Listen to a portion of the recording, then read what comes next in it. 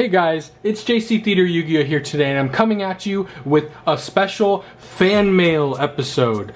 Just kidding though, this is a special episode. It's from Jello, the Casual Card Gamer. For some of you who may be aware, I am on a podcast over on his channel with him every other Sunday. We have guests and all that good fun stuff, insert promos here. We decided this holiday season to send each other some cards that we've amassed throughout the year of buying and opening so much product that we both do on the channels. So since we both are in the same realm of opening so much, we figured we'd do this little sending swap, gift swap. So I actually got his package earlier than what he's getting my package. So I'm recording this a little before he got mine in, but they'll go up at the same time. So that way it'll be like a joint little thing. It'll be cool. You know, it'll be the YouTube crossover of the century, even though the podcast were already crossed over. I'm gonna make the Funko Pops fall with me trying to get this open here. Another special thing about this episode, if you couldn't already tell a little bit, was that I'm using a camera that my wonderful girlfriend got me for Christmas. Today I'm just checking it out. She's gonna wrap it back up and give it to me for Christmas, but this is just a video bragging that I have cool friends. So let me take this. I'm assuming if it's on top, you know, he wants me to have it on camera, but okay.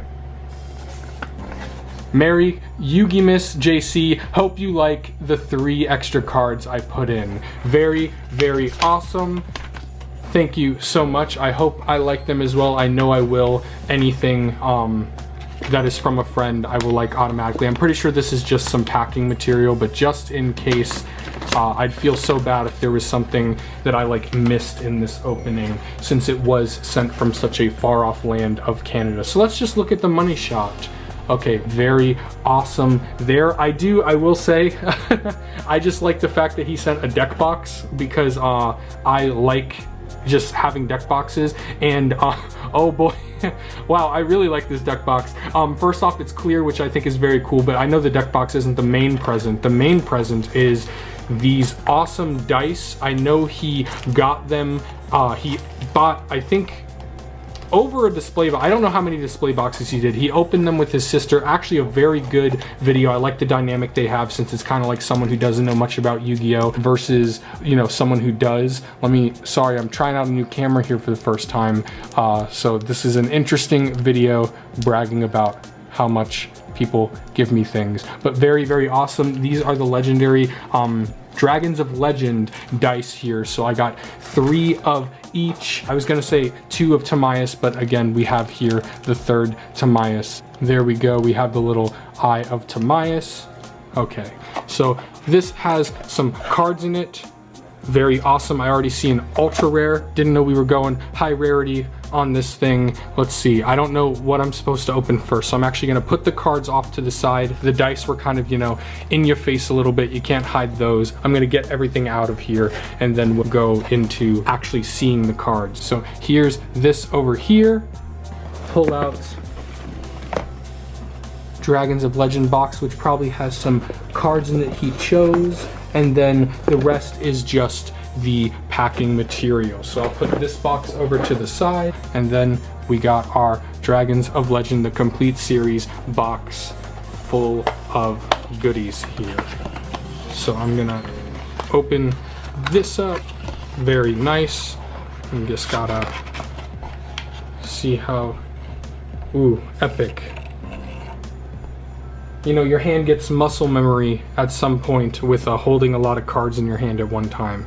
So let's just go through the mainly commons, I believe, just the extras that Jello had, because again, the purpose of this was kind of just, since we both opened so much product, that we would just give each other cards. And I see play sets of everything from Phantom Rage, Penguin Brave, really amazing card here, Virtual World, again, very amazing. Autofocus, there we go.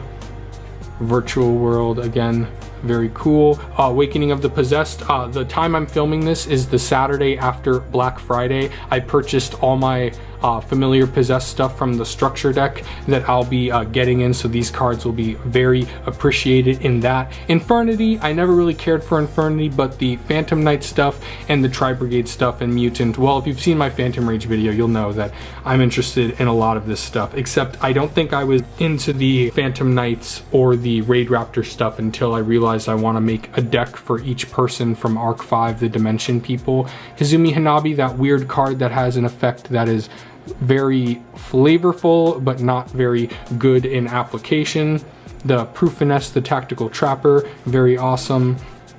Muhammad, the Fairy Dragon TCG exclusive, same thing with Jabbing Panda. UA, the UA core from here I feel like is just something good to hold on to. It'll never like go up in value probably, but it's just like so, I don't know, interesting. I feel like it does a lot for UAs, and I don't mind having some extra cores laying around for it. I think it has one super, but that's okay. At least I have all the commons. And also the cool thing about Phantom Rage, which I really like, is the fact that I'm thinking 2 tracks. I'm thinking Jello putting this stuff together for me, and also Phantom Rage as a set. But because he put all these commons in here, like play sets of all the commons, Phantom Rage is structured to where you can basically get most of a deck core through the commons, and then the rest of the deck of course will be just some of the high rarity stuff, or higher rarity stuff. And we have a super rare here, super rare playset of Prank. I forgot super rares were guaranteed, so I didn't know he was going to send me super rares, but still very awesome, because now that's even more of the decks that I will have. Infernity Doom Archfiend, I did buy a lot of my cores already for some of the archetypes I was really interested in, like mutants, but Infernity and stuff I didn't go out and get things, so these are actually completing a lot of cores of mine. And I just love collecting so much and having random cores laying around that this will be very useful in just amassing more decks that I can make, and maybe make some mirror matches. I'm not sure though if any of these archetypes specifically are good with mirror matches. Let me see the autofocus. How's it doing? That's on its own. It's trying to get on the Kirby's. There we go. Nice Nyan Nyan there. Ooh, perfect. I do have the UA core. Okay, like I said, I wasn't sure. He said he just I may be incorrectly thinking it was mainly Phantom Rage, commons and bulk, so I wasn't sure. Maybe he just said bulk and my mind went to commons. So we'll put this stack here. And again, the dice, I think the dice, if I remember correctly, was like the main reason we thought of this, because he again opened so much of Dragons of Legend, the complete series, and he was like, hey, do you want dice? And that's like what kind of started it all. So Raider's Wing here, it feels thick. It might be a playset. No, okay, so ooh, nice. So it's not only Raider's Wing, but also Raider's Knight, which will get me closer to completing, like I said, that Phantom Knights Raid Raptor deck, since I'm suddenly interested in the Arc 5. I haven't even seen Arc 5, I just know the decks. Ashion, I know it was very hard for Jello to pull this card. I think he pulled 1 out of a million cases that he opened. Just kidding though, he actually pulls Ashion quite a lot, so that's very funny that we he sent me some Ashion, since I know they didn't do any dents in his collection by sending me those. We have here Armatile, the Chaos Phantasm. I pulled 1 Armatile from my opening, but I only pulled 1. I didn't purchase any singles for it, so I'm really glad he gave me another one. I don't really know how good it is in Sacred Beasts. I haven't touched the deck, sadly, since I first bought the structure decks, but I do like the aesthetic of the deck and the idea of it. And then Brigand, the Glory Dragon, I actually have most of the Tri-Brigades, especially with Jello's help, and I did pull Fallen of Albaz way back when I opened up some Eternity Code, I believe is what it's from, so I can actually make that, and I didn't have a single copy of that. We have here Mutant Evolution Lab, very, very awesome here to complete my mutant core. And then next up, I haven't even touched mutants. I was so hyped for all of these archetypes, I haven't even made a deck yet for any of them. Virtual World, Phoenix, Fan there, very awesome again. I will say I was lucky enough to get some Virtual World cards before they went up, mainly the, I don't even know the name of it, but the one that shot up from like $4 on release to 30. This is very important to me. Unlike Phantom Rage, where I did, like I said, pick up some Virtual World stuff, and of course I opened a box, I did open some Legendary Duelist 7, just, you know, looking for Raw and all that good stuff, but the only deck I'm interested in is Mech Lords from that set, and I'm missing a lot of it, including all of these. So this is very vital in completing it, and actually makes me want to go out and complete the deck, because I kind of like got half the core from what I opened, and I was like, whatever. And plus I have all the support. Oh my god, is it? It's Ra's Disciple, the best, oops, I'm hiding, actually best, the best card. I actually wasn't aware that Ra's Disciple came in ultra rare colored rarity. It makes sense, you know, that's like part of the Dragons of Legend thing, but this is very awesome. #1 card reprinted this year in 2020. And then we also have Dark Magician Girl, the Dragon Knight, in 2 different rarities here, the blue Ultra and then the green Ultra there in both artworks. This is actually amazing. I tend to, a little backstory, I tend to collect Yu-Gi-Oh cards in the sense that my ultimate goal is like 20 or 30 years from now, when Yu-Gi-Oh is probably no longer in print, I'll have enough decks laying around to actually like be able to play anyone I meet, you know, like have like basically my own little microcosm of the Yu-Gi-Oh world.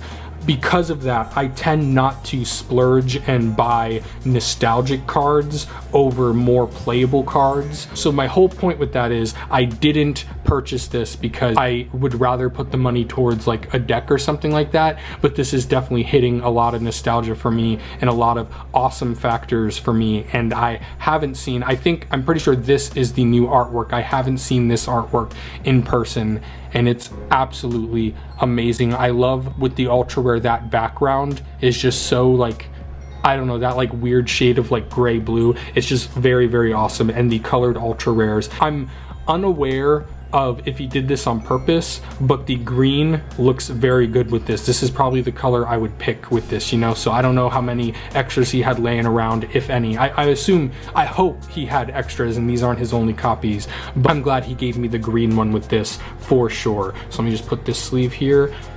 We got this up next. We got it double sleeved here. Let's see what this could be. I hope another Ra's Disciple to make the playset. Oh boy. The anticipation. I guess since we're putting it up at the same time, I did the same thing with the card for him as well, with the sleeved backwards to give the anticipation. And ooh, very, very cool. The calling card himself, I understand he wouldn't do this without like asking me first, but this would have been only topped if it were signed with a giant CCG on here, because this is an iconic part of the casual card gamer brand. If you can't tell, because I'm using this fancy camera that's blurring the background with some autofocus technology, I love his Sunriser playmat. I'm sorry, I'm too lazy to move things out of the way and put them back, but you'll see it in other videos because this will be my main one I use. And other Yu-Gi tubers as well, such as Golden Nova Yu-Gi-Oh! And Artist with a Fro. This is just such an awesome playmat. This is just such an awesome card. I don't have this card, so this is a nice addition to my collection, and it's very sentimental. Sentimental? Yeah, sentimental to me, so I really like this card. I'm gonna sleeve it back up just because it is just that important of a card. And then the final card here, another double sleeved. Maybe it's a dusted gold. We can only hope, right? Let's see. Oh, very nice. Master Paladin, the Ascending Draco Slayer. Is this an ultimate rare? This is. I have to take it out for video purposes, but I will be careful. An ultimate rare Master Paladin, the Ascending Draco Slayer. Very beautiful, very fitting that I decided for today to be the day I whipped out the brand new camera 2 to really show off that ultimate rare technology. Very, very awesome. I will say, I don't want to spoil anything. I'll have a link in the description down below for Jello's opening of my like little care package to him. I didn't send him an ultimate rare. I do feel bad now. They're just all in a binder somewhere. I don't even have, and the few ultimate rares I do have readily available, they are in deck, sadly. But ultimately, this was an amazing